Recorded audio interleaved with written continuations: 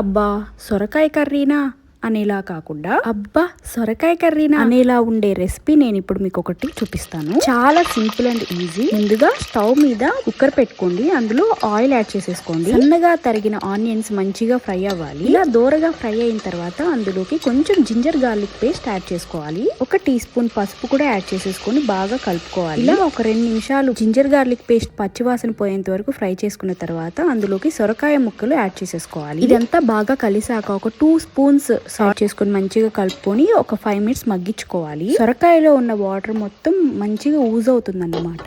ఇందులోకి మనం రెగ్యులర్ గా యాడ్ చేసుకునే కారం కాకుండా పచ్చిమిర్చి పేస్ట్ చేసుకొని వేసుకుంటే చాలా టేస్ట్. సో ఇలా పచ్చిమిర్చి పేస్ట్ వేసుకొని బాగా కలుపుకొని ఒక 5 మినిట్స్ అలానే మగ్గనిచ్చుకోవాలన్నమాట. 5 మినిట్స్ మగ్గిన తర్వాత ఇందులో ఇప్పుడైతే కొబ్బరి పొడి యాడ్ చేసుకోవాలి. నేను దీనిలో ఒక 3 స్పూన్స్ అయితే యాడ్ చేశాను. ఇప్పుడే ధనియాలు చెక్క మొగ్గ పొడి చేసుకొని ఇలా ఒక 2 to 3 స్పూన్స్ అయితే యాడ్ చేసేసుకొని బాగా కలుపుకోవాలి. కొబ్బరి పొడి యాడ్ చేసిన తర్వాత బాగా దగ్గర పడి ఉంటుంది కాబట్టి ఒక గ్లాస్ వాటర్ యాడ్ చేసేసుకొని బాగా కలుపుకొని ఒక 4 విజిల్స్ అయితే పెట్టుకోవాలి. 4 విజిల్స్ కంప్లీట్ అయిపోయిన తర్వాత ప్రెషర్ అంతా పోయిన తర్వాత ఓపెన్ చేసుకొని చూస్తే ఇలా ఉంటుంది అన్నమాట. చికెన్ టేస్ట్ కి ఏ మాత్రం తీసిపోకుండా ఉండే టేస్టీ సొరకాయ గ్రేవీ రెడీ అయిపోయింది. లాస్ట్ లో కొంచెం కొత్తిమీర యాడ్ చేసేసుకొని బాగా కలుపుకొని స్టవ్ ఆఫ్ చేసేసుకోవాలి. ఇంతే అండి, సింపుల్ అండ్ ఈజీ టేస్టీ సొరకాయ గ్రేవీ రెడీ అయిపోయింది. చపాతీలోకైనా జొన్న రొట్టెలకైనా రైస్ తో టేస్ట్ ఇచ్చే సొరకాయ గ్రేవీ రెడీ. నేను చేసిన రెసిపీ మీకు నచ్చినట్టయితే సబ్స్క్రైబ్ చేసుకోండి. Thank you for watching.